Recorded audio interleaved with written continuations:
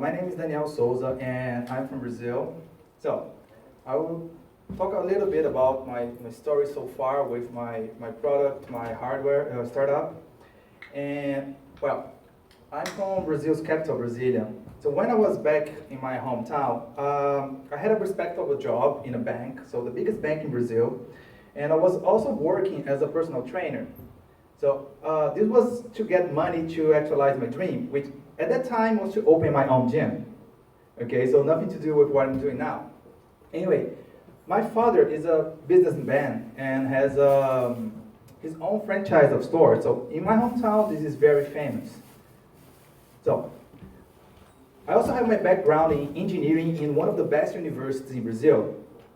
So I did my research, had my degree, and also had experience in fitness and martial arts, as well as running a company. So I was about to join the fitness business. And then, Mombu Gagaku show happened. Okay, so my girlfriend got this amazing opportunity to study and live in Japan. So, of course, what did I do? I threw away all my plans and career, married her, and came to Japan in 2013. And this is an actual wedding picture, because it was a cosplay wedding, right? If you're going to make a wedding party, make it fun. Anyway, when I got here, I started working here in Osaka, teaching capoeira and acrobatics, right? Capoeira is a martial art from Brazil. So, but I was living in Kyoto and I have to commute every day to Osaka, which was 44 hours every day coming and going. And I was riding a bicycle to the train station and had to carry the bicycle with me on the train. And the bicycle was really, really heavy, right? And the crowded trains, not fun at all. So I want a way to not need to carry bicycles, pay for the parking lot, or worry about that, okay? They steal bicycles in Japan. It's right. So I don't want my bicycle stolen. So my wife one day bought an electric bicycle, and I thought, oh my God, this is brilliant. This is so good to ride, but it's heavy and I can't carry with me, and I still have to park and pay for the parking lot. So let's try folding bicycles. So electric folding bicycle, they are heavy, more expensive, and not very practical at all. So what did I do? So let's keep searching. So I stumbled upon electric skateboards. Okay, electric skateboard. A lot of people like skateboards. But skateboards are not that good for serious commuting. If you're going to do it every day, they have a lot of shortcomings. So they have a hard time with pebbles, sidewalks, bad roads, and in the end, they're still as heavy as a bicycle. So there must be a better way. So what about electric rollerblades, right? They are lighter. It's easy to carry them in the train. It's easy to carry them in buses. And I don't need to worry about parking or theft because I just carry them with me all the time. And if there are electric skateboards out there, there must be some electric inline skates. So I searched and searched and searched, and there was no electric motorized inline skate out there. And I was really frustrated because they were skates with motors was a childhood dream of mine, and was even portrayed in anime and video games. I'm pretty sure this is very, very popular video game from Sega. So, if skateboards, kick scooters, and bicycles have their electric versions, and they are selling well, why we don't have electric inline skates in the market? Okay, so I started researching a lot of personal mobility devices. And I firmly believe that any personal mobility device, electric motorized, should be a hybrid, which means it uses human power and electric power. So it promotes exercise, it promotes a better lifestyle. So, so it should promote a better lifestyle and helping save the planet by reducing your overall carbon emissions. So tackling this subject would help make the world a better place and make people's lives better. So yeah, let's do this. How hard it is to start a hardware company in Japan, right? Yeah, not so easy at all. Okay, so I needed a team. So what did I do? I tried to call my friends, and all of them have chosen different career paths, and they were not set to become entrepreneurs.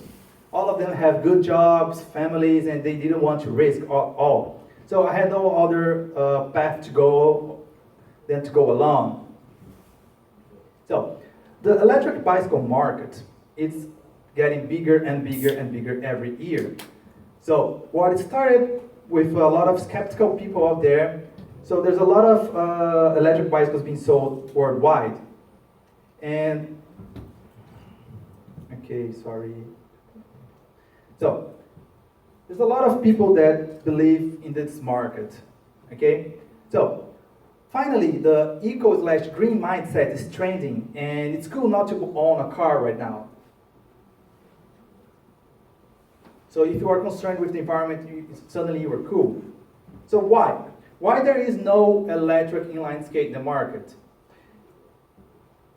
The market's good and is increasing. It is a popular sport all over the world, and it's trending. So why? Well, at that time I could not answer this, so I did what I had to do. I quit my job and started prototyping. So, as I tried to build my prototypes, I found out there were no suitable motors that would keep the weight down and were small enough to keep the same feeling of skating freely with normal inline skates. So no use to me to have an inline skate that was heavy and bulky. I tried many drive systems to no avail, and every try, I just consumed a lot of money just in raw parts. So anyone that tried to prototype so far must understand the same thing, right? Every time you prototype, you burn a lot of cash. So that's why no one has done it before. It's freaking hard to make one. So I was getting really frustrated and having a hard time making one when I changed it to friction drive.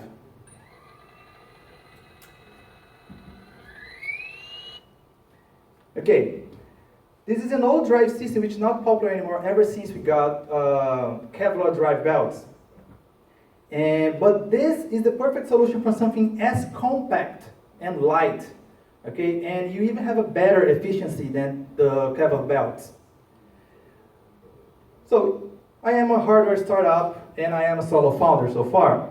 So when you have co-founders, everyone takes you more seriously. When you're a solo founder, no one gives a shit about it. Sorry.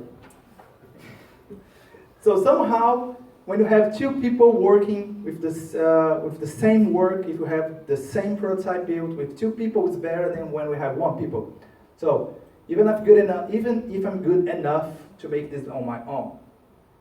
Well, this is a question to talk to investors. Sorry. Anyway, right now the working prototype is working with off-the-shelf parts. So what I'm using right now is off-the-shelf parts, and the design was made for easy assembly and could be sold in small runs, okay?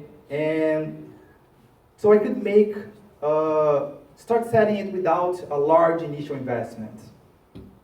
So I was ready to go, on my own head at least, ready to go to the crowdfunding route. So then something changed. I got contacted by Nomad Motors, a California-based motor startup, with the deal to build a custom motor for me, with them being my exclusive motor supplier. Okay, so this motor would be waterproof, dustproof, and would make me able to use pneumatic tires and polyurethane wheels. Then would be a lot better and a lot more professional, and would be custom made for me, which is really, really hard to have when you don't have any funding. So it was really a no-brainer for us. So since I had the partnership and I had the working prototype, I've called upon Miron, which is my marketing sales person right now, which is tackling the crowdfunding campaign. Because even if I can do all the prototyping, all the engineering myself, it's useless if it doesn't sell. So I need someone to sell it. I'm an engineer, I'm not a salesperson. So right now he's on board with me, and we are working hard to make the crowdfunding campaign a reality. And right now, Thundrblade is me, Miron, and the partnership with Nomad, which I should have the prototype for this new motor later this year or soon next year because it's a lot of work. And since I won't be able to make a full demonstration here right now, please enjoy our video.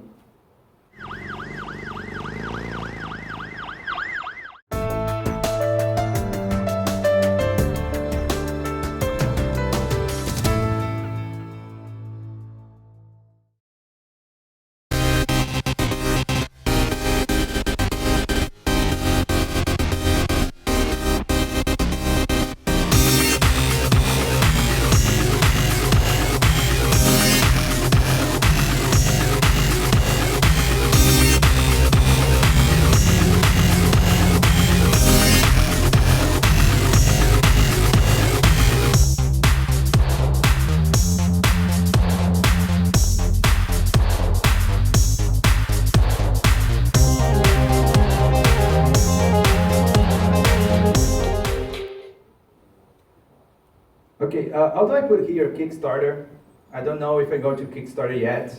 I just put here because it's cool. Sorry. So that's pretty much it. I talked a little bit of my story and all the problems I faced so far, and I'm sure everyone that's trying to make a hardware startup should be facing something similar, right? And I have the problem of being in Japan and I don't speak proper Japanese. That's why I'm speaking English here. And I'm having a hard time to find all the things I need here in Japan. That's why Hardware Massive and all these meetups are so important for us. Do we have time for questions right now? If you're ready, yes. Okay. So that's pretty much it for my presentation. Thank you.